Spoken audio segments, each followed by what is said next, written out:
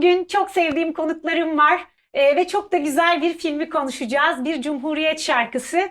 Evet, Ahmet Adnan Saygın çok kıymetli bir karakter Türk müziğinde. Onların başlattığı o kültürel devrimle birlikte zaten Cumhuriyet 100 yaşına da Hı hı. ulaştı. Ama senin Halide Edip'ten sonra bu sefer de Nimet Vahit rolüyle ilk opera kadın Hı hı hı hı. sanatçısı rolüyle karşımızdasın. Genel olarak önce tabii ki bir Cumhuriyet şarkısı ile ilgili neler hissediyorsun? Bu rol sana geldiğinde neler hissettin ve bu hikaye nasıl gelişti? Ben de senin gibi gözyaşlarıma hakim olamadım en sonunda. Bir kere çok acayip bir manevi borç ödemek Ertan'ın lafıyla. Ama onun dışında da gerçekten Cumhuriyeti'nin yani Türkiye Cumhuriyeti Devleti'nin ilk yıllarına böyle bir perspektiften bakmak hakikaten çok etkileyici oldu hepimiz için bence. Çünkü hem sanat tarihinde bir ilk hem kültür devriminin başları, Nimet Vahit ayrı bir yana dursun. Tabii ki de Ahmet Adnan Saygun Türk beşlerinin Evet. bir tanesi. Dolayısıyla gerçekten yurt dışında o anlamda eğitimini almış, gelmiş, vatani borcunu burada bu şekilde ödeyen muazzam bir cansiperane çalışan bir vatan evladı her şeyden önce. Hiç kimse birbirinden aslında lokomotif Ahmet Adnan Saygun gibi görünse de ki öyle muazzam bir insan güruhuyla örülü etrafı ve herkesin de niyeti, isteği, amacı, dileği bu yönde ve tabii ki büyük imkansızlıklar içerisinde Ankara henüz daha bir çöl iken nereden bilsin insanlar operayı ama Mustafa Kemal Atatürk'ün o sonsuz öngörüsü, o vizyoner bakışı, çağı yakalamak, çağın ötesine geçmek isteği bir gün bir opera yazılmasını istemesiyle birlikte hikayemiz başlıyor. Benim için büyük bir onur gurur böyle bir hikayenin içerisinde var olmak. Hep söylüyorum. İzleseydim ve içinde olmasaydım ufacıcık bir sahnem dahi olsa içinde olmak isteyeceğim bir film diyebileceğim nitelikte bir başyapıt. O yüzden çok çok müteşekkirim Necati Akpınar'a kapımızı çaldırdığı için. En duygulandığınız sahneler hangisiydi? Hepinizin farklı olabilir tabii ama hani izlerken ya da hani oynarken, izlerken her iki taraftan da olabilir. Sanırım final yani Yani o başarıldığı o an umudun yeşerdiği an aslında Evet. benim için o diye birçok sahne var. ya Çok var. birçok Çok sahne çok var çok hala. sahne var. Ben Rıfat'ın e, eğer biz böyle yapsaydık biz bu savaşı kazanamazdık dediği işte Hı hı, sizin söylediğiniz evet, o mazeret ve bilmem ne cümlesi Evet, var. evet. Şey mesela Kara yani dik. hani çok affedersin. Mesela Yani benim normalde bir şey oynadıktan sonra replikler kalmaz aklımda gerçekten. Çok nadir. Ama burada şimdi Münir Ayrı benim oynamaya çalıştığım karakter üzerinden bir söz ama mesela beni çok etkiliyor o laf. Dönemle de ilgili olabilir. Biz paşanın kendisinden korkmayız, çekinmeyiz. Biz onu incitmekten çekiniriz Evet. dediği yerden çok etkileniyorum. hmm, Bir de filmin Evet. şöyle bir şeyi var. Sonu, hani spoilerlı bir şey söylemeyeceğim ama sonu belki Evet. bir şey başarmak ve ardından Mustafa Kemal'e döndüğümüz yer. Yani öyle garip bir şey var ki orada.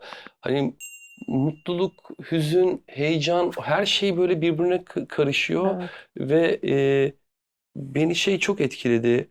Doğru mu? Bilmiyorum ama bugün hep aklımdan buradayken geçti ilk kez söyleme Hı. aklıma geliyor belki.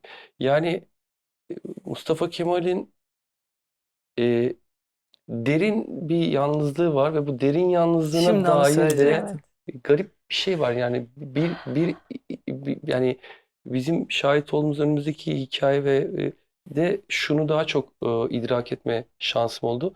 Yani aile kurmak vesaire, başka bağlar kurmak her şeyden Vazgeçmek. kendini alıp yani bizim savaşımız bitmez diyor zaten bir Evet. yerde ama bu savaşın mücadelesini bir opera, bir kültür devrimiyle vermeye çalışıyor. Evet. İlla kılıç kuşanmak değil yani bu savaşlar yani ya da birine bağırmak değil.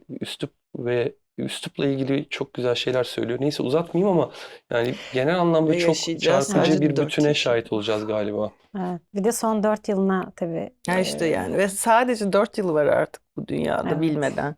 Adam hala savaşmak istiyor, yapmak istiyor, başarmak istiyor. Keşke yaşasaydı diyoruz zaten hepimiz de. Bir 10 yıl daha keşke. Keşke. En azından. Keşke. Mustafa Kemal'in o hiç görmediğimiz, yani biz tarih derslerinde çeşit çeşit şekillerde, filmlerle, belgesellerle yıllarca donandık. Mustafa Kemal'i okuduk anlamak için, nutkunu okuduk vesaire, ama hiç görmediğimiz bir tarafı varmış. Evet. Kalbi.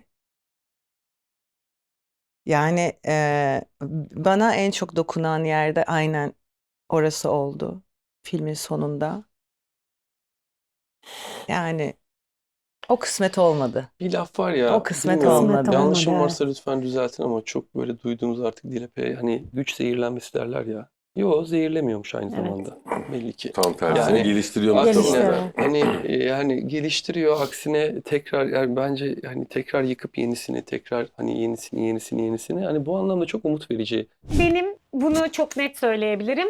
İzlemekten en çok keyif aldığım Atatürklerden biri oldun. Sen ne söylersin ya? Nasıldı? Yani çok ağır mıydı? Çok zor muydu? Çok duygusal mıydı? Nasıldı Atatürk'ü canlandırmak? Balkanlardan gelen soğuk hava dalgası. Ata oradan geldi ve bir serinlik getirdi bu coğrafyaya. İster istemez rahmetli dedemin lafı aklıma geliyor. Biz ana vatana bir adam yolladık ama bir adam yolladık. Onun bütün bu duyguların ve sorumluluğun gölgesi altında geçti gençliğim, çocukluğum. Mesele oyuncu olmakla alakalı Evet, bir şeyden bahsetmiyorum. Elektrikçi de olabilirdim. Veterinerdeki öyleyim bir bakıma. Pedagogda.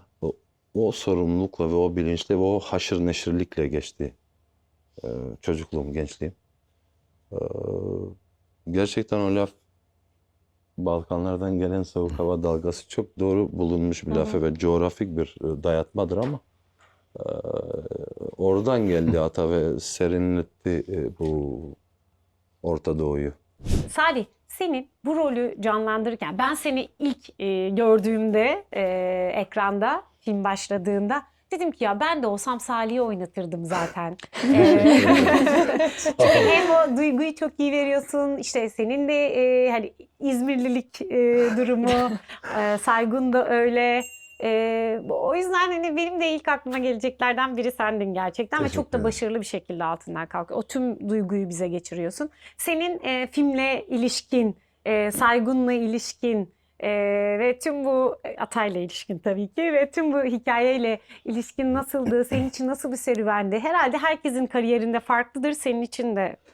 Tabii şimdi Ahmet Adnan Saygun dediğimiz isim neredeyse özellikle Ege bölgesinde ve İzmir'de her kültür merkezine, sokağa adı verilmiş bir müzik insanı ve çok kıymetli, ancak maalesef ki özellikle 30'lar döneminde, yani o olgunlaşmaya başladığı dönemde, bu operayı yaptıktan sonraki çok fazla döküman yok elimizde nasıl biriyle olduğuyla. Daha çok öğrencilerinden kalan şey var ki o da hoca olduktan sonra.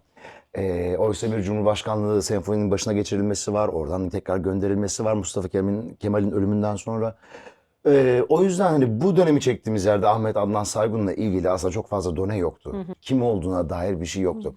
Zaten sonradan, önce bunun endişesini çok yaşadım fakat sonradan fark ettim ki zaten bu da bir biyografi filmi değil. Değil. Evet. Yani burada bunu biyografi yapmaya kalkarsak burada Zeki Üngörler'den tutun Salih Bozok'a, işte Nuri Conker'e, yani Nimet Vahit'e, herkes var yani. Evet. O yüzden şöyle düşündüm. Bu bir kültür devrimi filmi ve aslında hepimizin burada yaptığı şey buradaki misyonları temsil etmek. Yani burada bir ülkenin bir kurucusu var ve güvendiği, bu kültür devrimi için yanına çağırdığı insanlar var ve bu insanlar aslında bu ülkeye de yabancı insanlar bir yerde. Münir Hayri de öyle, Ahmet Adnan da öyle. Çünkü onlar bu savaş döneminde yurt dışında tahsil görmüş meslekleri üzerine insanlar.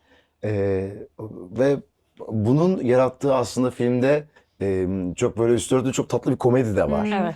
Evet. Ben daha çok senaryo okurken aslında bakarsanız buradan takip etmeye çalıştım. Çünkü bu aslında şöyle söyleyeyim, bir başarı filmi ama sonsuz bir yokluk içinde geçiyor. Ve birbirine çok yabancı insanlar arasında geçiyor. O yüzden bunun komedisini takip etmeye çalıştım ve bu bana çok keyif verdi.